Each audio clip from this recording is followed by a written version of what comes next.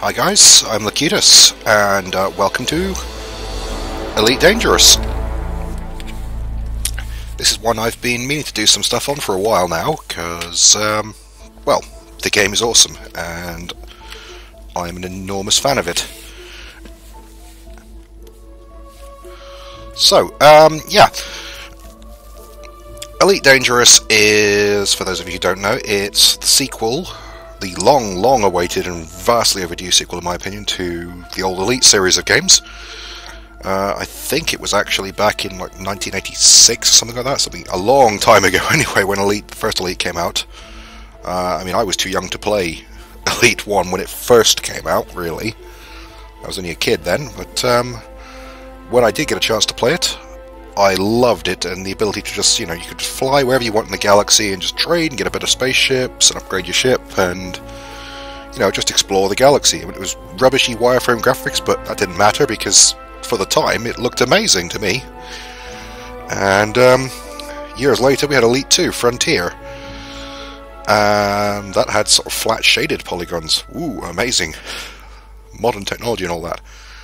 But no, at the time it was revolutionary. It looked utterly incredible, and it rendered like our galaxy in, you know, pretty much real scale almost. You know, it wasn't quite, but it seemed that way from the perspective of me playing the game. There were hundreds and hundreds of stars you could explore, and there were like real stars and planets all around, and it was all real distances. And for a space geek, it was just like a dream come true. Now, there was another one, Frontier First Encounters, which was essentially... It was officially Elite 3, but it was really Elite 2.5. It was basically Frontier with a slightly better graphics overhaul, with, like, you know, slightly nicer textures, and a sort of story interwoven through newspapers and stuff in the game, but it was still basically the same game. Nonetheless, I played it to death as well, and I adored that game to beat, and lost many hours playing both Frontier and Frontier First Encounters. And that was pretty much where the Elite series, well, most people assumed it had died. There were talk about Elite 4, but it was, you know, tossed around, and it became one of those sort of vaporware jokes that no one thought was ever going to happen. Until it did, basically. And that was largely thanks to Kickstarter, where David Braben, who was one of the original co-creators of Elite, basically started a Kickstarter project to, you know, make the Elite game that he'd always wanted to make. And lo and behold, the fans spoke. Vast amounts of money were poured into it. Not insane Star Citizen-y amounts of money, because, well, that's another debate, but don't get me started on Star Citizen's business model. It annoys me somewhat, a lot, which is really a shame, because Chris Roberts is a pretty cool guy and Star Citizen could be an amazing game. But I'm not going to get into that here, because I could go on about that for hours, and I probably will in another video. But no, Elite Dangerous delivered very much on its promises, and not only sort of seemed to stay on schedule throughout development, and, you know, with loads of feedback from the devs and David Braben himself. And they seemed to be very much keen to make the game that they wanted to play themselves. And, you know, every time I saw an update from them, it was so enthusiastic and passionate about what they were doing that, you know, you couldn't help but get caught up by it and think that, you know, these guys, this is really a labour of love, and this is going to be something special when it's finished. And, well, it's out. And I have been playing it. Quite a bit, in fact. Not as much as I would have liked, to be honest, because I haven't had time to really sit down and sink time to it, but, yeah, I've played the game to pieces. So, let us go start here, and we will load into the game. Now, this is actually the second attempt at a video I made for this, because I started one the other day. I'm going to go open play, by the way, which is, you can choose to play it either in a private group with friends if you're in a group for the main menu. I'm not sure how to do that exactly, or if it's even supported yet, but you might have to preset a group in advance, I guess. Your two main options are open play or solo. Now, either way, you need to be online, so bear that in mind, guys. You can't play this offline. You will need an active internet connection.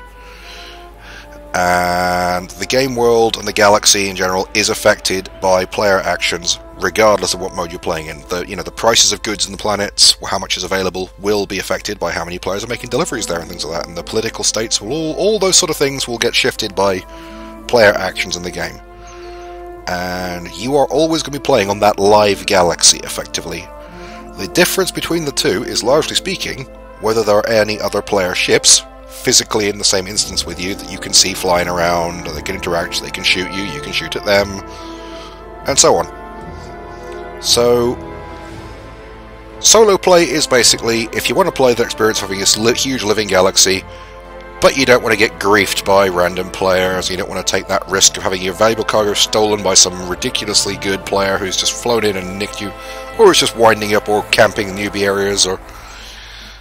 Honestly, I've never had that problem myself. I've never had any issues of any kind of griefing in open play. I've never even been attacked by another player. Now, that might be something to do with the fact that I generally tend to play as sort of a bounty hunter type character and have a fairly small, heavily armed ship that really is pretty much the worst possible target any player pirate want to go after, because, what's the money in it? I don't have a bounty on my head for them to go for. I'm not carrying valuable cargo, and I've got teeth, so, it's not worth it for them to risk getting shot by me for no real reward. So, I can't say if I was playing, a vulnerable fat cargo hauler full of gold, that I might not be granked to pieces by player pirates. But anyway, we're going to go into open play, and while this is loading, I will carry on rabbiting on. So yeah, I've tried doing one video on here already, because, last week, the developers added into the game, to honour the sadly late Sir Terry Pratchett, they added the Terry Pratchett Memorial Space Station, or I think it's called Pratchett's Disk, and I decided to make a pilgrimage to it, and to film it for you guys. Because, it was fitting. He's one of my favourite authors, and I was deeply saddened to hear of his passing. So, I thought, you know what, this is a good tribute, we will do this, and I will make a video and I'll post it, and there will be much rejoicing. Here we are. Yeah. Now, see, here's the problem. This is where I got to with my first video. You may ask, why is the sky pink, Si? Why indeed? Well, this is the star system. Sveals PO-U-A25, and that is the star of the same name, I would assume. Now, I'm quite close to the star. Now, you may say, star? Doesn't look like much of a star, it's kind of pinky red and dim. And you'd be absolutely right, it is kind of pinky red and dim, because this star is a piece of crap. It is a stupid, stupid red dwarf star. And the problem with stupid red dwarf stars is you cannot scoop hydrogen fuel from them without getting close to the star to the point where you would actually be pretty much inside the corona. Larger stars, mainstream stars, you can scoop hydrogen fuel and refuel in them deep space. Now, that's important because you will notice in the top bottom right hand corner where it says fuel, that should have a bunch of blue boxes in there to indicate full fuel cells. What it has is that sort of greyed out sort of boxes there to indicate empty fuel cells. This is because I was stupid and flew several hundred light years into deep space and forgot to fuel scoop when I could from the previous main sequence stars without checking my route ahead to see that in fact the next 4 or 5 jumps were all crappy dwarf stars that I couldn't scoop fuel off. And so I'm stuck in deep space with no fuel. Oh, and yeah, let's go into my nav system here. Let's have a look at the contacts in this system. Nothing! This system is uninhabited. There are no space stations. I can still fly around at sublight. I can still fire my weapons. I can do all sorts of things. What I can't do is jump to another star system. Nor can I refuel from the star. Nor do I have any discovery scanners, so even if there was another planet in the system, let's just have a look at the system map, just to double check there's nothing I've missed.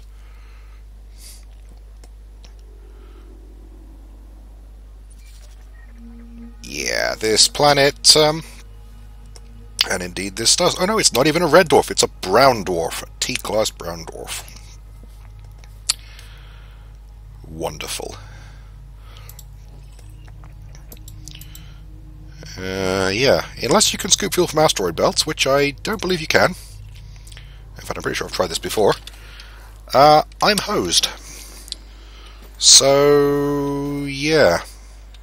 So at this point, my options are...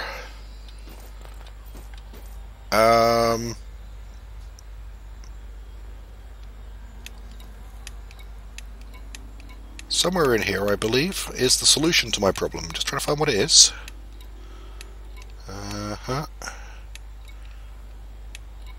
Oh, there it is. Wait, reboot and repair.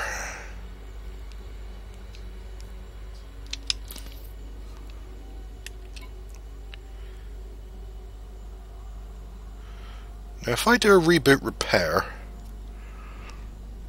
will that salvage just enough fuel to jump, maybe? Diagnostic repair sequence initiated. Power plant capacity. Well, this is pretty cool. Well, the sound's gone funny because I'm wearing my mask.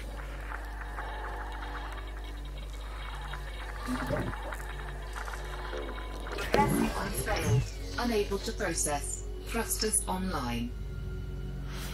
That's pretty cool that you can do that, though. I think I read about that. That's a new thing you can do to, essentially, if you find in deep space that you say your jump drive gets shot up or something and you can't go anywhere, you can cannibalize other systems on the ship to bodge it and make it work again. But you can't get fuel out of that, so I'm left with the only remaining option, which is, unfortunately for me, self-destruct sequence initiated. this one. Power plant capacity exceeded. Shields offline. Thrusters offline. Self-destruct in 20 seconds. Module malfunction. Goodbye, cruel world.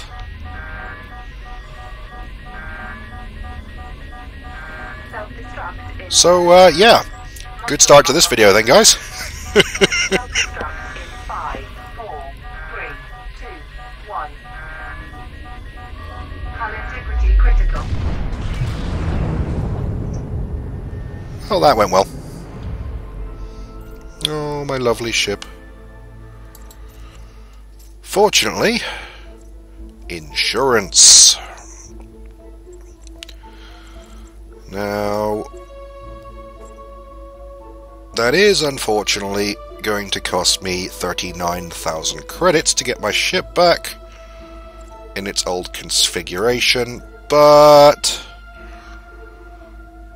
yeah, we're going to do that. Now that will drop me back to the last station I got to on my route to Pratchett's disk, which was Willis Station in the Sungai star system. So, yeah.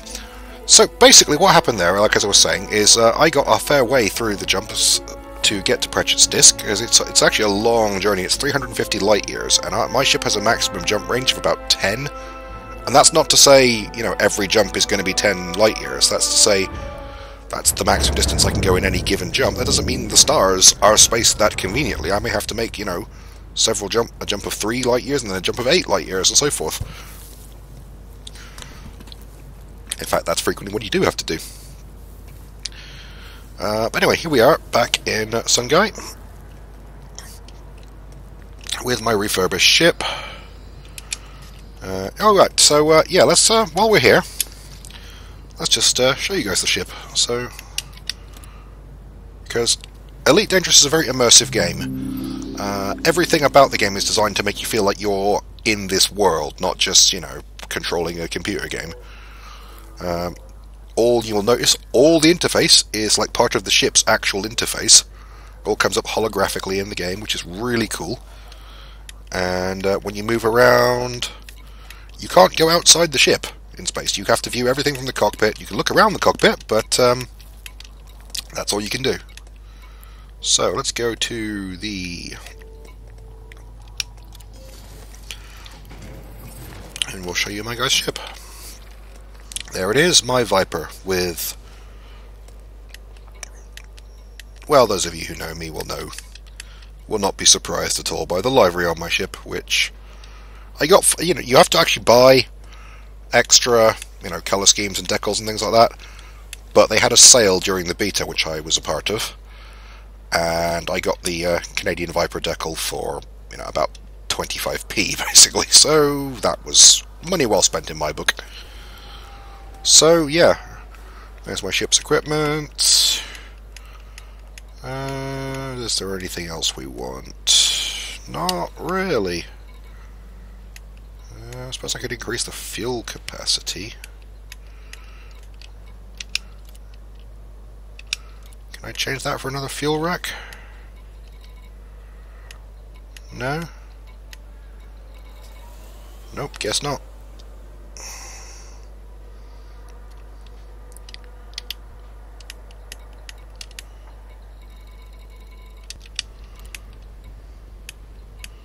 Can I increase the fuel store?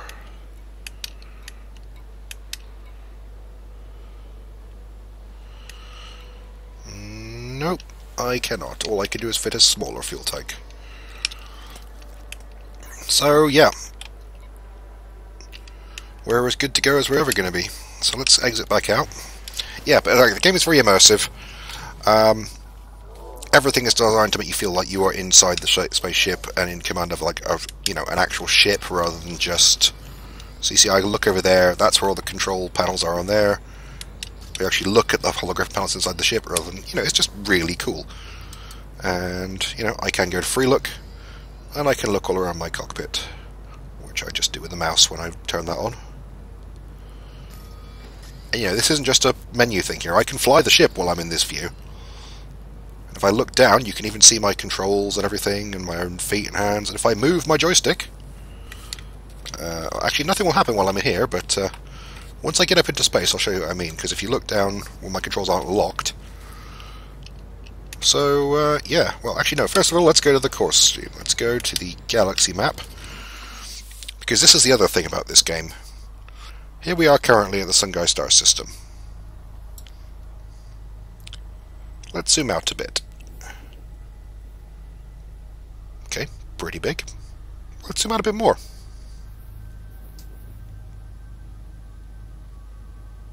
Let's zoom out a bit more. And some more. And some more. And some more. And some more. And some more. And some more. And some more.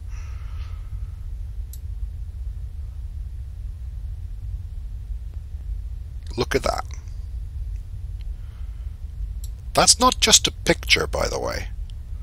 This game has modelled all of these stars. Every speck of light you can see on this picture here is an actual star system you can fly to in the game.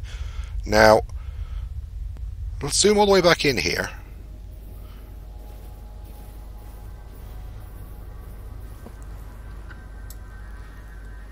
Just travelling to Pratchett's star system, or space station, is 350 light years. It's, I think where it is exactly. It's somewhere around over here-ish, basically. You don't know if you can see the mouse, but around here-ish, basically. I'll find exactly where I'm going to set course in a second anyway, but somewhere in that general area. Now, if I zoom back out, you can see that's, roughly what we're talking about here. There you can see, by the way, Lave. That was the original star system in Elite 1. And, you can also see over here, Sol, which is our planet in reality, the birthplace of humanity. And over there is Altair, which is where I've been spending some time in the game until recently, until I started my course over here. So you see, I'm already halfway there, but zoom all the way out. All of that suddenly in one little area there. And, we're not even zoomed out that far yet. You could just... The scale of this game is staggering. And they've got, these aren't just all made-up procedural star systems. I mean, most of them are. But all the real ones that we have in star catalogues, in reality, from Light Astronomy, are all in here. They're all really there in the right place, they're the right type of stars. And they've even gone to the point this time around, now we've started finding other planets in other star systems. Every exoplanet that we know about, in reality, is in this game. In the right place. You can go there. I mean, it's incredible. It is, for a space geek like me, this is the greatest game ever made, quite simply. I mean, I know a lot of people out there are not going to get as worked up about this as me, because, you know, space is, you know, it's interesting, but not everyone is as into it as me. And, you know, that's fair enough. But if you have even the slightest interest in, you know, space travel, astronomy, that kind of thing, and also like games, you so need to play this game. Really. Just, I mean, I warn now, you get out of it what you put into it. It's a game about exploration, trading, you know, it's not all action-packed, it's actually quite a sedate pace. And if that's what you're looking for, which is, you know, if you know what you're getting, which is Elite, just with a new graphics engine and more stars, and then great. But if you're going in there expecting, you know, Wing Commander, or, you know, X-Wing or something, you're not going to get that. For that, definitely take a look at Star Citizen. You will not be disappointed, I suspect, when that comes out, if it ever comes out. Okay, getting off topic again there. I'm not going to get Star Citizen's a whole other bag of kish. Bag of kish? That's not even a real phrase. Kettle of fish? Bag of cats? I don't know. I have no idea what I'm talking about anymore. Elite does this to me. It makes me lose all perspective on reality and just go, wee, Elite! Anyway, so let me just whip the old phone out here, and we will have a quick look for Pratchett's Disc Elite. Go Gadget Google.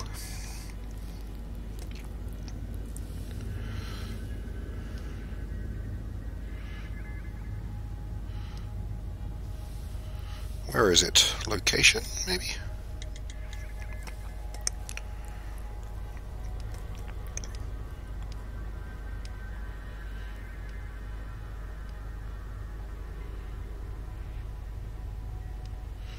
HIP 74290. So, I don't know if any of you guys can see this. I think it's my HDMI cable is going a bit screwy and making my screen flicker occasionally. I hope it's my HDMI cable, because if it's not my HDMI cable, it might be my graphics card, which is more concerning. So apologies if you get the occasional flicker in this video. I'll have to sort it out later, but HIP 74290. 74290. And you just get the idea of the scale just with that. Plot me a course. So, yeah, you can see where that course is going. Now, that's another thing they changed a while back. They seriously upgraded the flight computer system so that, yeah, it would show you where to go more effectively. Now we're going to go back to the current location, and I am not going to make the same mistake I made last time, which is I am going to check my route ahead. So we're going to go Info, and we're going to check the last system on my jump.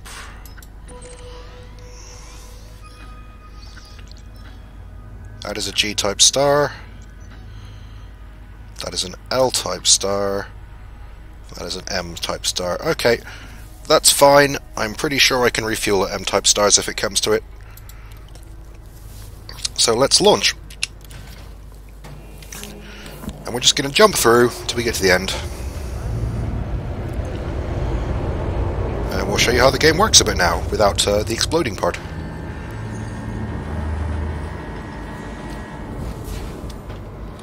So yeah, this is another part of the immersion. You know, space station operations, when docking and taking off and stuff like that. I have to do, you know, fly out of the station, lower my landing gear myself, and just do all the little things that you'd have to do if you were, you know, really a spaceship captain. Landing gear retracted. Yeah, no, Elite is, it's not a game if you always wanted to be, you know, a fighter pilot, or, you know, Luke Skywalker blowing up the Death Star and firing your lasers, sort of thing like that. Now, this is the game for people who wanted to be Mal Reynolds, or Han Solo, just with your own ship, smuggling and trading, and just... Oh, the police are scanning me. And just, you know, making your own way in the galaxy, sort of thing. Yes, of course I'm clean. I have no contraband today. So, yeah, jump. Flight assist on. I wouldn't jump. Ah, there we go. Drive charging. And the game also works really well if you have a HOTAS setup, which is a hands-on throttle and stick, sort of joystick and throttle combination with lots of buttons mapped to it. Just all adds to that immersion. And it works really well. The game is designed to play that, I think. And I actually bought, well, it was given to me as a Christmas present, but I got one of those joysticks specifically for Elite, really. I mean, you know, I needed a new joystick anyway, but, you know, there's not a lot of flight sims coming out these days. Oh good, another brown dwarf. Now, I've got plenty of fuel for now, though, so just jump here. Frameshift drive charging. But yeah, the game is pretty much designed to be played like that, I feel. You can play it quite happily with mouse and keyboard, you can play it with a joypad. It actually works really well with a gamepad, with a twin stick sort of Xbox type pad. Or a PlayStation controller, I guess. But it's at its best if you've got a proper HOTAS setup. Now, most of these will set you back in excess of £100, and, you know, they're really nice, but they're really expensive. The one I've got is... I can't remember what it's called. It's a Thrustmaster T-Flight HOTAS setup, basically. A T-Flight, I think it's T-Flight Pro HOTAS or something like that. If you just look up Thrustmaster T-Flight HOTAS, you'll find it. And it's only about sort of £30 to £40, depending where you shop around. Which, you know, for those of you overseas, that's... you're probably looking $60 to $80, depending where you go. Which may sound a lot still, for, you know, just a game controller, but, you know, it's not really any more than you pay for an Xbox controller or something like that these days. And for what you pay, it's not as good as, like, you know, the really expensive ones. But it's fantastic for the money, and I have nothing but praise for it. It is really, you know, my actual enjoyment of playing Elite has gone through the roof since I bought this joystick. Since I was given this joystick, anyway. I keep saying bought, but, you know, it was a present. But I definitely wanted it. The people who bought me the present very much knew this, so... And, oh dear. See, this is the problem I had last time. You see all these brown dwarfs I keep jumping through, or... if I ran out of fuel here, I'd be stuffed. Fortunately, I'm not. So yeah, what I'm going to do this time is not make the mistake I made last time. I am going to fully refuel at every star I can fuel scoop from.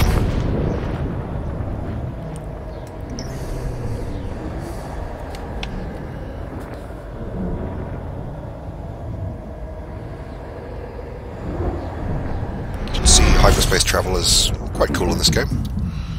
Another brown dwarf. This is not looking good. Frameshift drive charging. Are we gonna actually get to a star we can refuel before we run out? Starting to get a little worried here. I can't remember if I actually got that far past that station before I ran out of fuel. 2, 1, engage.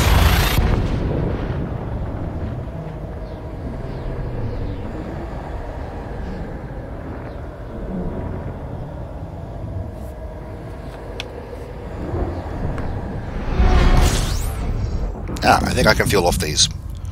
this is a white dwarf, I think. And let's just, while I'm here, show you what I mean. See my controls I'm looking down at now? Ooh, ooh. If I pull the trigger, see, you can see my finger actually pulls the trigger.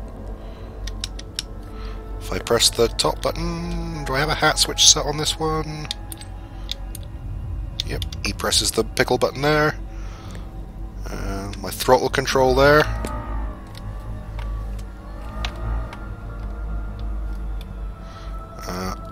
I don't have lateral thrust control set while I'm in sort of frame shift drive, otherwise my pedals would move as well. It's just really, really immersive. You can see my shoulder there.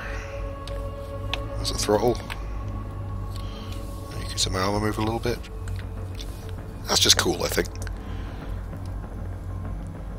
Anyway, let's see if we can scoop some fuel from this star. I have to get a bit closer.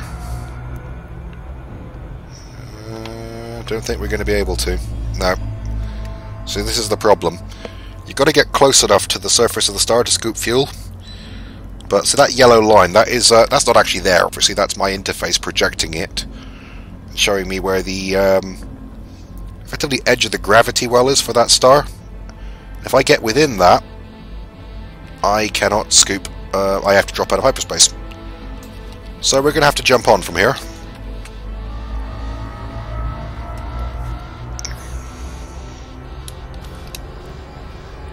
What's happened to my route?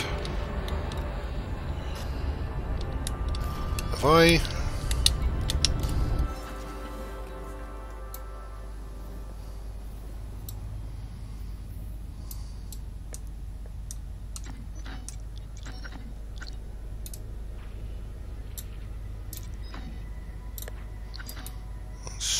Wow, you can see just how far I've got to go.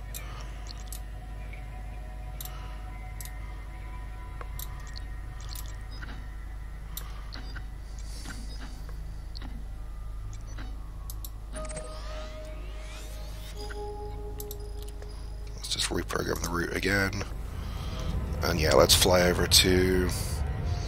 You can see in the top left there, that little pointer shows me where I need to align myself for the next jump. Off we go again. Now you can refuel by, you know, going to a space station, obviously, but a lot of these systems are uninhabited stars. There's no planet. Some of them, most of them haven't got any planets. The ones that do, a lot of them are uninhabited, and without a space station, we cannot refuel ship. Well, not for money, anyway. I have a very good fuel scoop fitted to the ship, so if there is a star that I can scoop fuel off, I can scoop fuel pretty quickly. Ah, that's more like it. Hello, G-type main sequence star. Also, just on an unrelated, well, on a related note, I may not have already said this, but just look at that. This game is just beautiful. Even if you're not into space and astronomy, you've got to appreciate how amazing that star looks. Fuel scooping. There we go, scooping fuel. You can see the heat meter up at the top of Z, because, you know, I am flying close to a star. You don't die at 100%, by the way. That's where your ship starts taking damage as it goes higher, so... It's generally in my best interest to not get that close to the star. The faster I fly, the more fuel I scoop. But it's obviously trickier to keep the distance right. There we go. 42%-ish is about where it caps. So that's roughly where I want to keep myself. You can see my fuel scooping up. On the bottom right, you can see my fuel meter going up.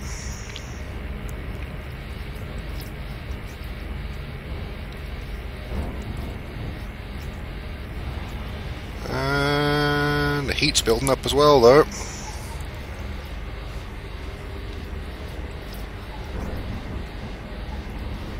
Heat's still building up.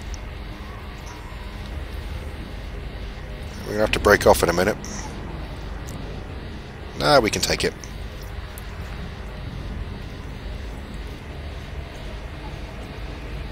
Fuel scoop will cut out automatically when its tanks are full. You do gradually use a little bit up in sublight, but, you know, hardly any. Fuel scooping complete. There we go. Let's break off. And let's Disengage. get out of here. Frameshift drive charging.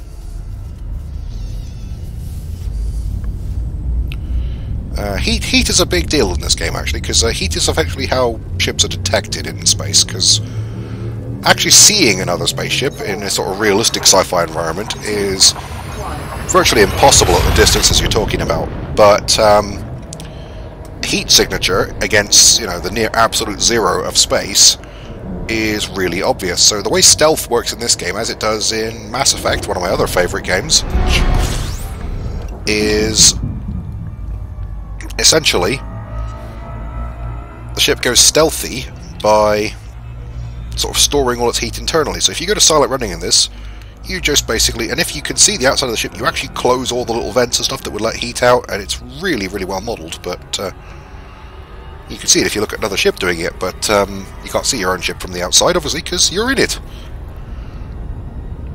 And yeah, that's how stealth works. But when you do that, the heat builds up inside your ship, and you have to stop doing it after all before you cook yourself. And the ship starts taking damage from excess heat. And yeah, that's how things work in this. 4, 3, So on we go. And yeah, that's fuel scooping in a nutshell. So, right. That is the basics of flying along in Elite. Now, I'm actually going to pause, take a break here in the video as I arrive at... Oh, look at it, though. Just look at that. How cool is that? Oh, it's cooler than the previous star because it's red-ish. And red stars are cooler than yellow stars, which are in turn cooler than white stars and blue stars. And, oh, hello. My, Elite went a bit funny there.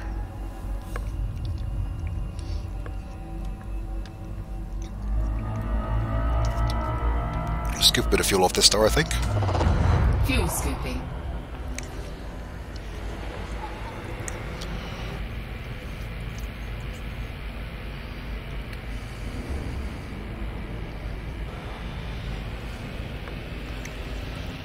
There we go.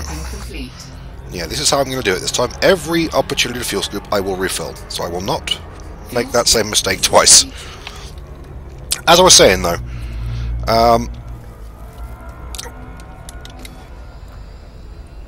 there's still another 58 jumps to go. 58. 58 jumps. Why am I doing this? No, I know what I'm doing. I'm doing this because to pay tribute to one of the greatest authors ever in my book. So, yeah. 58 more jumps. Wonderful.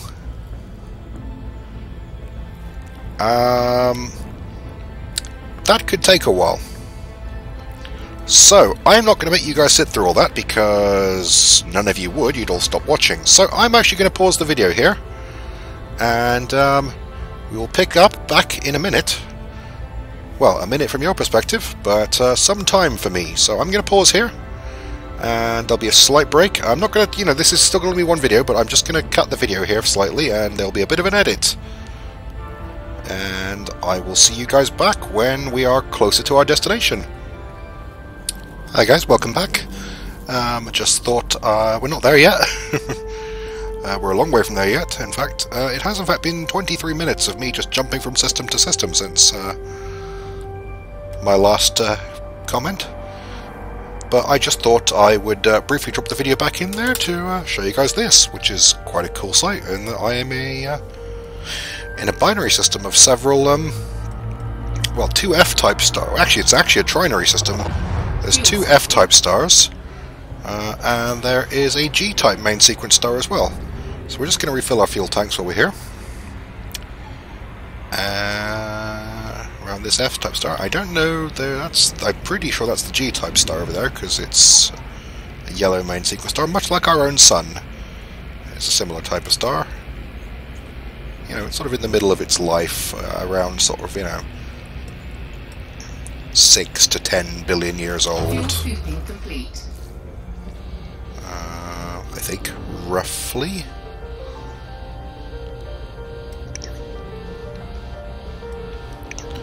there is somewhere another main sequence star there, so we're just gonna find while we're here. Here we are heading away. Let's look at the system map and show you guys what I mean, because you can get all sorts of detail about everything. So you can see here, these are the 3 stars. I don't know what it's called because I haven't explored it. You can see there it does tell you the age. These F-type stars, this is 1.8 million years old, so 1 billion. And the G-type star, if it's similar to our Sun, will be older. Oh, no, these are all relatively young. The system's about the same age. And you can see here where it says first discovered by D. Lager. I don't actually know anything about the system because I haven't explored it myself. I haven't got sensors to do so, though, so we won't be doing that at the moment. But you can do exploring star systems in this game as hiccups. In this game as well, and you can make quite a lot of money out of it because you sell your star charts. But yeah, we're going to jump on. Frameshift drive charging. See if I look down here. I've now got 35 jumps to go, so still more than halfway from where you last saw me. So I'm going to get back to it, and I will bring you guys back in a little while. So, toodaloo for now. So, welcome back again, guys. Right. So, we are in Svoyles SVC D98. It is a red dwarf star system by the looks of things. And as you can see, we are a mere 10 jumps away from our final destination. So I figured this was a good point to pick back up, and you guys can... L-class dwarfs, cooler than M-class stars, borderline of supporting fusion hydrogen they cause. I don't know, a lot cooler. It's a red dwarf. Not the mining ship red dwarf. Still can't fuel scoop from it. But, we've got reasonably full fuel tanks. Something else I've been noticing as well in the game is that, generally speaking, if the star is bright enough that I can see it across interstellar distances before I jump, it's going to be bright enough, hot enough that I can scoop fuel from it. So, you can see up ahead our next destination. Right in the middle of the navigation reticle, you can actually see the star before I jump. If it was one of these dim red dwarf stars, you wouldn't be able to see it from here. You'd just see a black spot in the middle. It would be an empty reticle there. It'd still be there, obviously, but it would be too dim to see with the naked eye. So, my theory is that this next star will be scoopable. Frameshift drive charging. Because I've been keeping track of it since I postulated that theory. And it's held true thus far that every time I can see the star before I jump, it's scoopable at the other end. So we'll see in a minute then.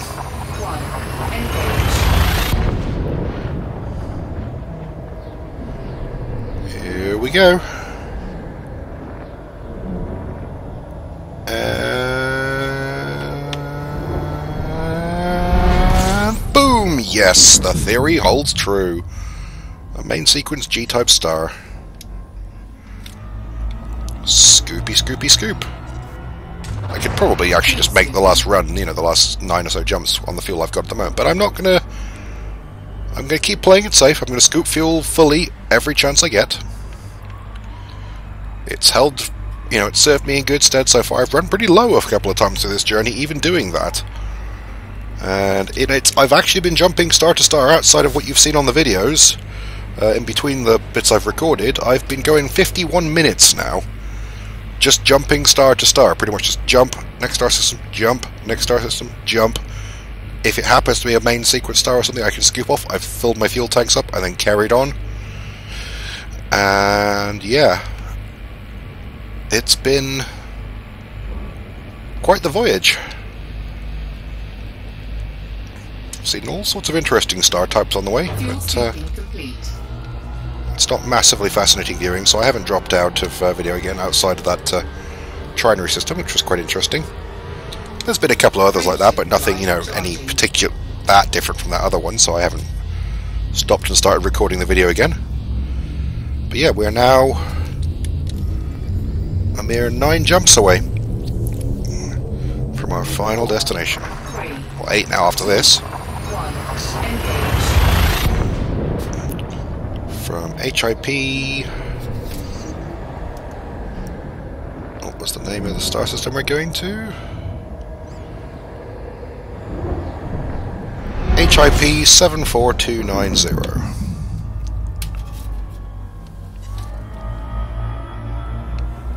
Let's fly around the other side of this red dwarf. So you have to be able to, you know, jump towards your destination without... You see this one again, you can see what I mean.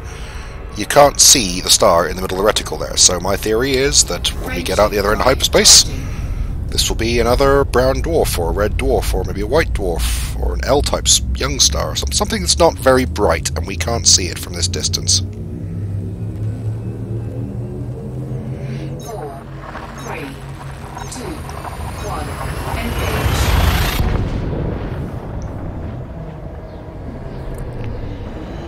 And I did have a horrible thought a minute ago, actually.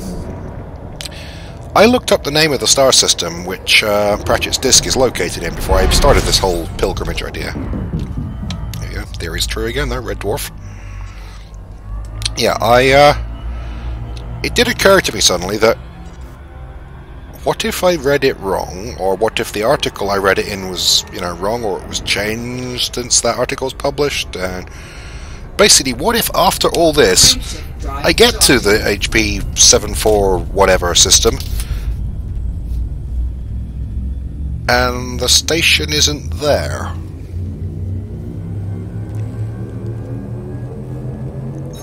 Yeah. That would be kind of annoying, wouldn't it? Well, you know, it'd be mildly annoying for you guys if you've sat through all this video to see it. It'd be extremely annoying for me, because I've just, you know, you haven't seen all the jumps I've been doing between this. And this isn't even the first time I've tried this. Remember, I got stranded after like 36 jumps the first time I tried this pilgrimage. And so, you know, I've sunk a good 2.5 hours at this point, just jumping from point to point, just to get to where I am here. Not to mention, I had to self-destruct my ship, as you saw at the start of this video, and that cost me 39,000 credits, and that's not an insignificant amount of money in this game. Well, I mean, it is an insignificant amount of money for, you know, more experienced players who've been playing much more than me and have got, you know, vast swathes of cash from trading. But for someone like myself who's just still flying a Viper around, you know, my ship cost about 60 million credits in the first place, you know, outside of insurance. There we go, the theory's true again. That's another, I think it's a K-class star, this one.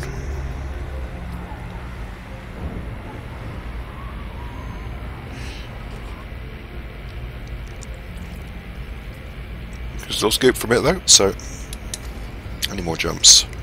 5 jumps. You know, I'm inclined to just go for it at this point, because I can get 5 jumps easily on the fuel I've got on the tanks. No, no, no, not risking it.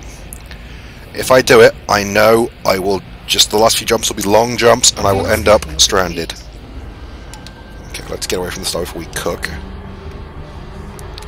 Let's have a look at the galaxy map as well, just to show you guys where we are now. You can see.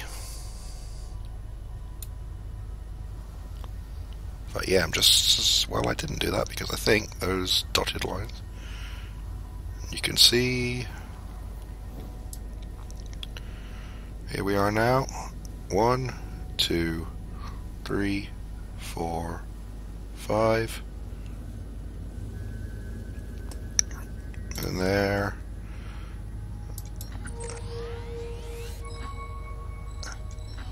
HIP 74290. A mere 38 light years away now.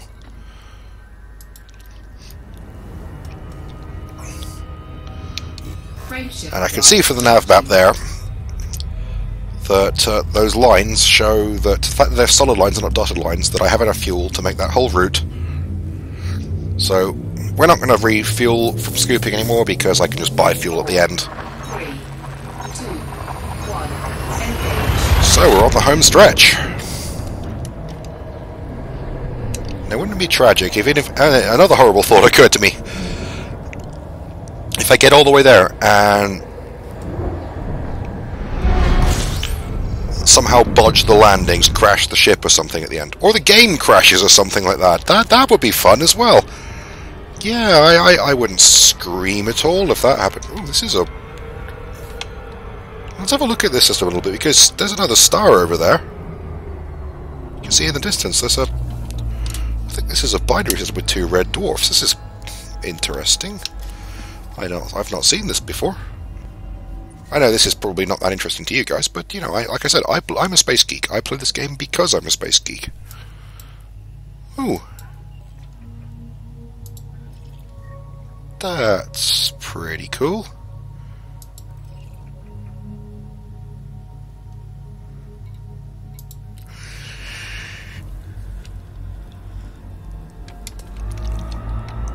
And I do like the fact that now that it says who first discovered it for a new system, so, but, like I said, the game has 100 billion stars in it.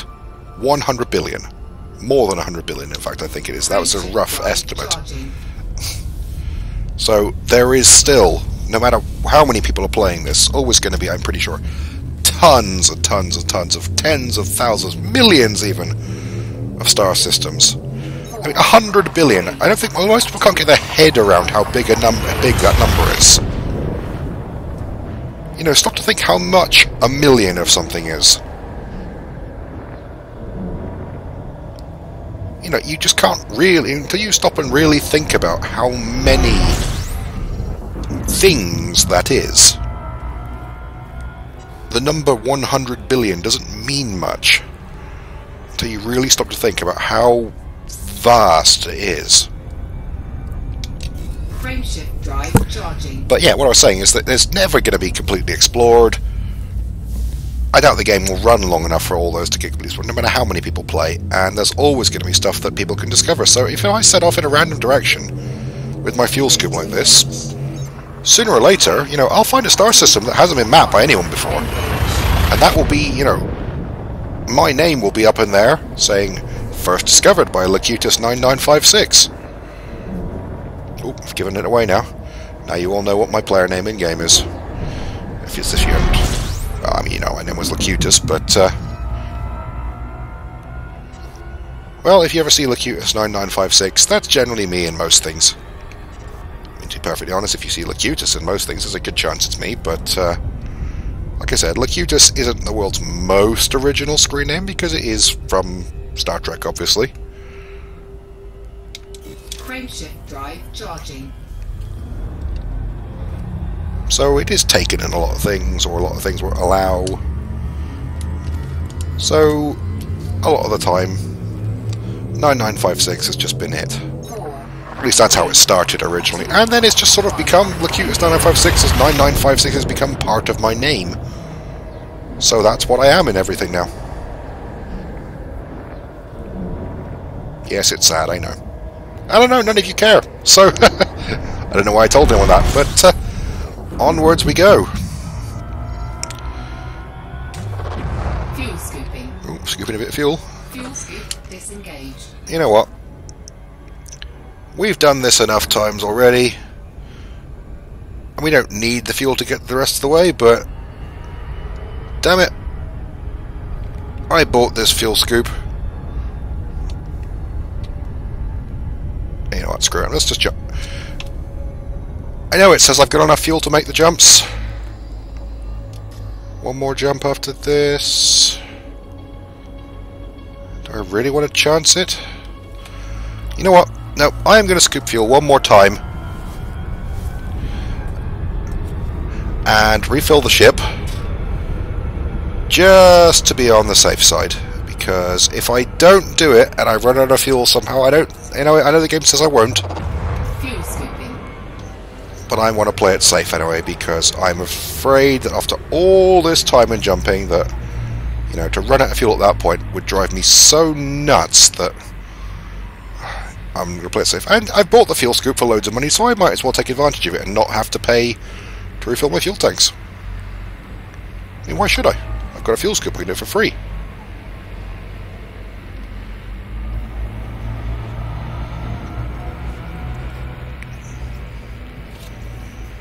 That's the point of a fuel scoop. Yeah, you remember on the galaxy map I showed you earlier how small the distance was that I've actually gone in all this time, though?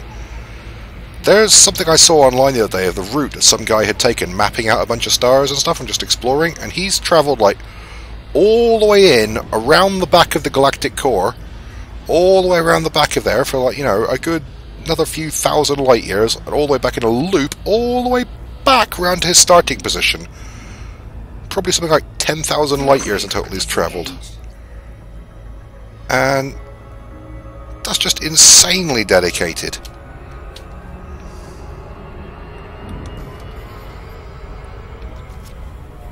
You know, it just seems like it might have been kind of cool to do that much exploring. I mean, you can see my ranking now. My combat rank is novice, which isn't bad. My other ranks are terrible, mostly aimless and mostly penniless for trading and exploring.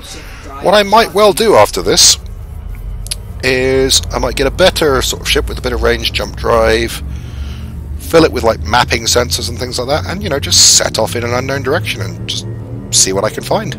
4, 3, 2, Could be fun. 1. Or I might just, you know, get a ship with a bigger cargo hold and just do some trading. I am going to do more Elite videos after this, by the way, guys. This one, you know, is just, you know, me travelling from A to B to do this little tribute to Terry Pratchett thing. Because, you know, it's only a couple of weeks ago he passed away now, and it's sad. And, you know, he was a phenomenal author, and he had a big impact on me. He's still probably my favourite author of all time. And if you haven't read his books, I so recommend you do. It's just, for me, it's tragic that there'll never be another one for me to read now, but I still love every single one of them. I love rereading them. I've read most of them at least 2 or 3 times. They're wonderful books, and you should check them out yourself if you haven't. Just, if you have any interest in fantasy novels or, you know, a good sense of humour, sort of, just read them. Trust me, read them. Read the books. But yeah, as I was saying, I will do more Elite videos after this, and they'll be a bit more, you know, varied and interesting what we do. We're not just going to be flying from A to B. We'll be, you know, fighting people. We'll be trading some cargo, seeing if we can make some money, exploring some, maybe map some star systems as well, or if just flying around, and do some bounty hunting. Maybe do some combat missions, even for the governments, and take on some other missions, hunt some pirates, do some assassinations, maybe if the mood strikes me. But we'll do all that in time. I just wanted to do this video as a little brief introduction to, you know, show the galaxy a little bit, and just give you an appreciation for the sheer scale of this game, and check out this new space station. So, you can see up ahead anyway, HIP 74290. If the internet hasn't lied to me, this is the system which Terry Pratchett's memorial is in. The Starbase Pratchett's Disk. Of course, Terry Pratchett's most known for the Discworld, if you don't know him at all, still. Like I said, check his books out, but I expect most of you have heard of him at least, and Discworld. And so the station, Pratchett's Disk, is not, unfortunately, I've been told, you know, a large disc-shaped space station riding on the back of 4 elephants on the back of a giant turtle, which would be incredible, but, you know, it would be a bit breaking the atmosphere of the game as well. I believe it is about, you know, plausible, realistic future if we had this kind of interstellar technology. And I don't see it as completely unreasonable at all that there would be a space station named after a famous author. So I think it's quite a fitting tribute, and it doesn't break the emotion of the game, so it's a win-win. I've seen a lot of people in forums and things like that just bitching and whining that they shouldn't have done this because it sets a bad precedent, and that, you know, if they do it for now, then it'll be disrespectful if they don't do it for other people, or, you know, where was Leonard Nimoy's space station and so all that stuff a few weeks ago when he passed away. Well, for one thing, pretty sure there is a Leonard Nimoy station in the game. Oh, and secondly, I don't think it's disrespectful to anyone to memorialize someone else. If someone meant something to you and you want to put a memorial to them in your game, then Who the hell does anyone think they are telling you that you shouldn't do that? You know, unless the guy has somehow personally offended you, or, you know, like if it was like the Hitler Memorial Station or something, fair enough. Complain away. If someone was, you know, an absolutely reprehensible person who it could be considered offensive to memorialise in your game, but someone like Terry Pratchett who's done nothing but bring joy to the world from what... It's not disrespectful to anyone else whatsoever, no matter how much you like that other person, for someone else to get a memorial just because... I mean, that's like saying if someone gets a statue built of them, that it's disrespectful to build a statue of them because some other guy didn't get a statue of them. Now, just shut up, Internet. That's a load of nonsense, and you're talking crap. Anyway, rant over. Let's go check this place out. Or cry if I find out the station's not there. For the record, it has now been, including the time I spent just wittering on just then, it has been 1 hour and 8 minutes since I first paused at the first pause where I said, you know, I'll leave you guys and come back in a while. So factor in 20 minutes or so before then, it's been 1 hour and 20 minutes since I've been travelling, and I set off on this journey before I started the video as well, before I got to that Willis station originally. It took me a good good half an hour. Anyway, here we are.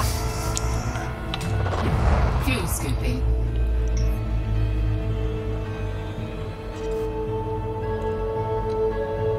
Oh, I like the music here earlier.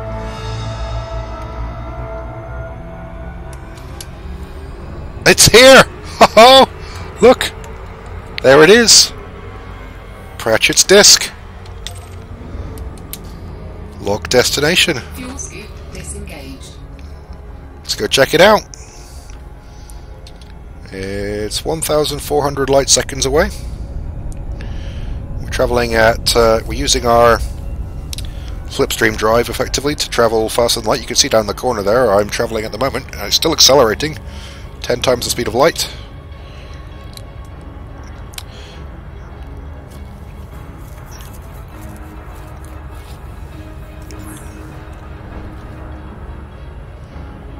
Times speed of light. The drive system pilots in this game, when you're at sort of super cruise speeds, it will automatically adjust your speed depending on how close you are to various gravitational bodies. So you can see, even though my throttle, I'm not moving my throttle at the moment, I'm still accelerating, and it'll slow down as I get closer. If you look at the right hand side of the radar down the bottom, you can see the throttle there. If you keep it in the blue bit, the flight computer will automatically keep your speed to the point where you will decelerate you, so I will arrive, you know, without overshooting the system. That blue area there is essentially the optimal place where the flight computer will tweak your speed accordingly.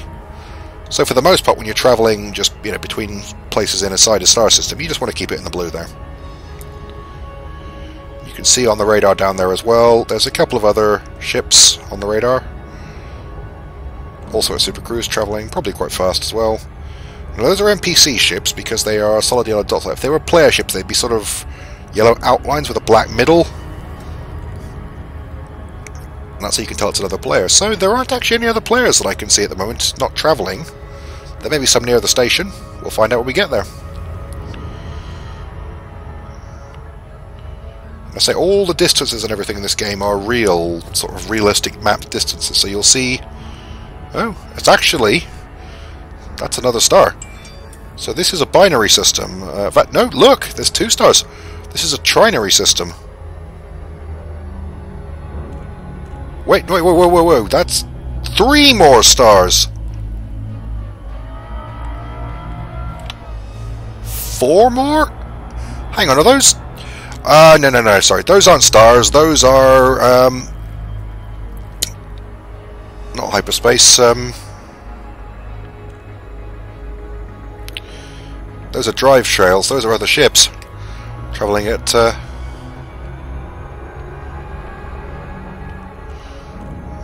can't remember the name of the drive all of a sudden. It's not Slipstream, it's, the game has literally said it to me about 150 times in the last sort of hour and a half, but my brain is melting at this point because it has been a very long journey to this station. But I don't regret this at all, because The fact that it's been such a trek, I think, actually makes this a more fitting tribute. The fact that it wasn't easy, the fact that it took me a lot of time and effort to get here. Let's have a look at the planet it's orbiting as well. It's quite a cool looking sort of greeny blue watery sort of planet, or icy world it looks like.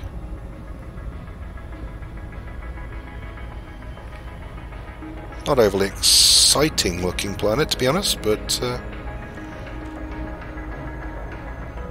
just some kind of ice giant, I guess. There we are, Pratchett's disk up ahead. No other player ships in this system. Really? Not one other person has come here to see Pratchett's disk at the moment? I am a little disappointed at that, I must say. For shame. I mean, I know this wasn't exactly on the main trade lanes. This was a bit out of the way, to put it mildly, but there might be other players already in there.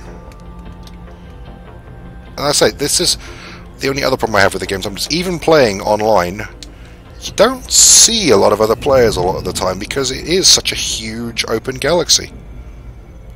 Alright, let's drop out here. Disengaging drive.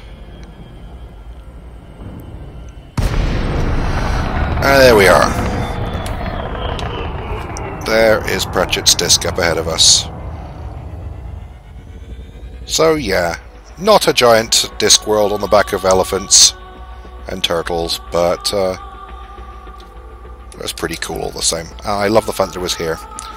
So let's request docking clearance. Docking request granted. Proceed to land at pad 27. Yeah, this is the other thing with Elite, as I say, with immersion. You have to do everything yourself. You don't just press a button and then you autopilot just sucks you into the station like it does in EVE Online or one of those sort of things. Now I've got docking clearance, I have to physically fly in the docking port, put my landing gear down, find the right docking pad that I've been cleared to land on, and go land on it. So, we pop the landing gear down. The reason I'm doing it now is because dropping the landing gear also limits my speed. Because the computer with my landing gear deployed will automatically limit my speed. Now you can see the station spinning. I'm actually using my joystick to match the rotation a little bit. And using my lateral thrusters to line myself up. In we go. And there up the top there you can see is port 27, so we'll spin around here. Zip over there, and I've got some sort of paddles on my joystick throttle here mapped to my lateral thrusters, so I can easily get above port 27 like that, and just drift myself down a bit, bit off to the right. And when I get closer you can see I get that little meter down the bottom there. Let's just slow it down, forward a bit, left a bit, and down we go. And there we go. We have made it to Pratchett's disk, ladies and gents.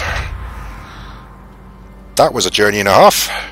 Well, you didn't see most of it, to be honest, but I have been doing this for quite some time now this evening. And blimey, what a trek. Look at that. The owner of the station, the faction, is the Ankh Guards. Let's enter the hangar.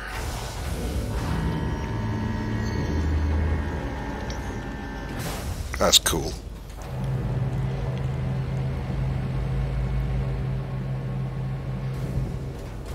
Welcome to Pratchett's disk.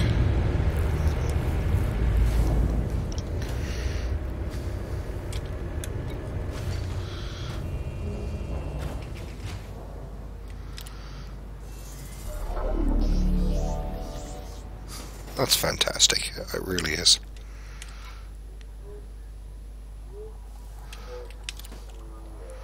Let's see. 30 ships passed through in the last 24 hours. Oh, an anaconda. Let's refuel all. repair everything. We've taken a little bit of damage from heat near the stars and just general. Your ships will gradually take a little bit of damage anyway from wear and tear, so you do need to just service them as you go. And let's have a look at the bulletin board, see if there's any cool missions here. Not really.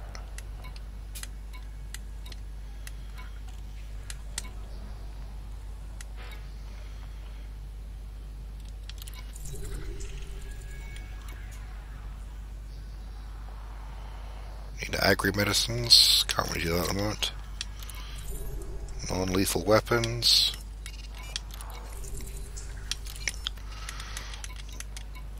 Let's have a look at what contacts we got here. We got the Pilots Federation, which is where you turn in bounties. Or you can pay bounties off on yourself and so forth. Local security office for claiming bounties and so forth. Combat bond for combat missions. And of course the black market, but I don't have anything illegal to sell, so... let's have a look at the shipyard. What ships can we buy here? Could buy an Eagle. Could buy a Zorgan Peterson Hauler. Could buy an Adder. We could buy a Lakon Type 7, but I don't have 17 million credits. Ooh, a Cobra Mark III. Now that's what I'm after. That is the next ship on my wish list. Because it has lots more hull. Lots more hard... Well, it doesn't have a lot more hard points, actually. This is the thing. My current ship has actually got quite a lot of weapons and stuff like that. But this has got better jump range in general and...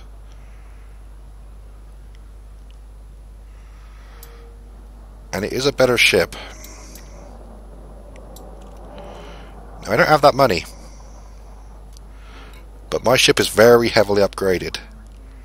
So if I did a part exchange on my Viper...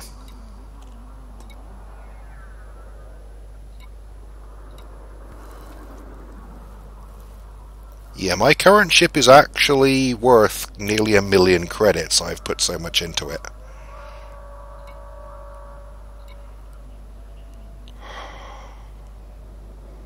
So nice ship I've got. I'm getting the Cobra. I'm going to buy the Cobra. I can always buy a Viper back. I've got more than enough money to do it. So yeah, we've got a new ship from Pratchett's disc. It was a real bargain. The guy who sold it to me said he was cutting his own throat. Come to think of it.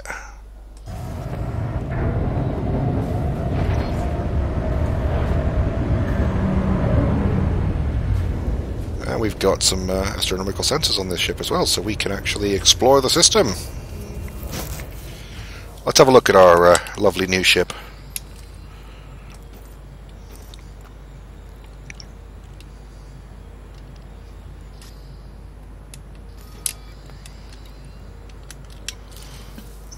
Let's have a look at the system map and just check if...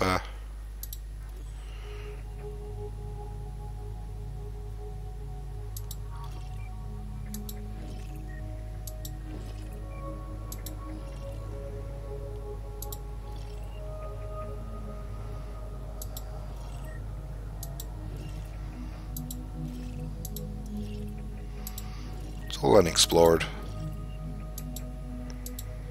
Not a particularly exciting star system, this one, to be honest. Exports hydrogen and bio-waste. Yeah, this system kind of sucks, to be honest, other than Pratchett's disk being in it. It's not a terribly exciting star system. Let's go back to the starport services and just see what we can outfit our ship with.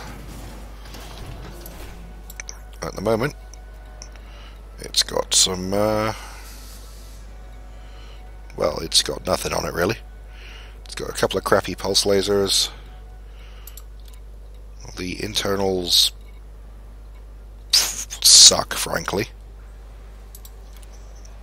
Okay, what can we put in this internal bay here? We could put a cargo rack in there. We could put a fuel scoop in there. After the last running, frankly, that Class A fuel scoop was such a godsend monetarily that I can't not buy it. Already my jump range is actually comparable to my old Viper without even upgrading my jump drive. Frame shift, that's it. I couldn't think of the name. Frame shift drive. So I could fit a Class C frame shift drive already.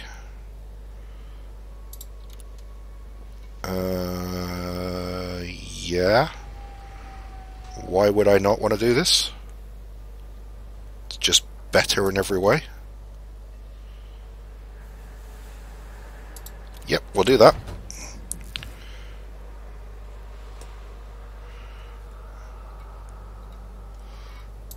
Oh, my lovely Cobra. The Cobra Mark III, by the way, was the ship you had in the original Elite, and so it's always a ship I've had a soft spot for. It's much bigger than my old Viper. It's a two-man ship, but, you know, it's only one person playing. Now, I believe...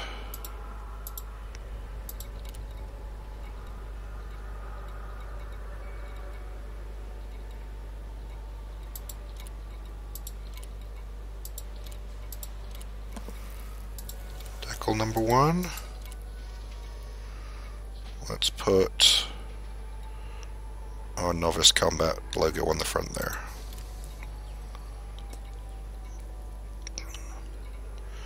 And paint job. Yeah, I thought so. I bought, well, I didn't buy. They were on sale for $0 for a while. These various paint jobs you can get for your Vipers. So, Blue Rattler. Yellow Serpent, Polar Camo, Urban Camo, ooh, that's quite nice. I like that one.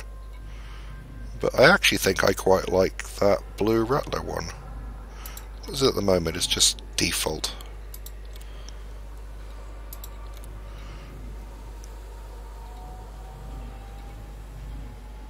Red Serpent's pretty cool. Don't like that, it's too bright.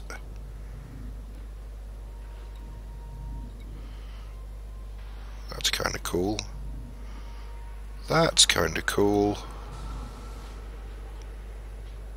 Quite like that one. It's between that one and that one. I think we're going to go with this mercenary one for now because that's pretty awesome. Yeah, I like that. I do like that a lot. That's pretty sexy looking ship. What can we put on the side here? You put these skulls on here. Let's put our Explorer rank on the side there. On the other side, we'll put our Trader rank badge, which is also pretty low at the moment. No, we're taking those off. They look rubbish. We'll just have the one on the front there. That looks pretty cool. Anyway, yeah. We will come back to Elite more in future, guys, and our new adventures starting from Pratchett's disc in our brand new Cobra Mark III, and that's where we will do some more Elite videos, and there'll be a proper Let's Play series starting there. But for now, I'm going to leave that here, and I hope you guys found that at least a little interesting. You know, if you liked the video, obviously, please hit like. It's, you know, lets me know you guys care. Oh, how sweet.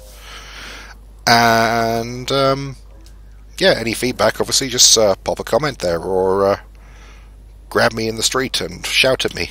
Or, you know, or don't, you know, it's all good. If you want to see more of the same, please subscribe, and I hope to see you guys in the next video. Cheers!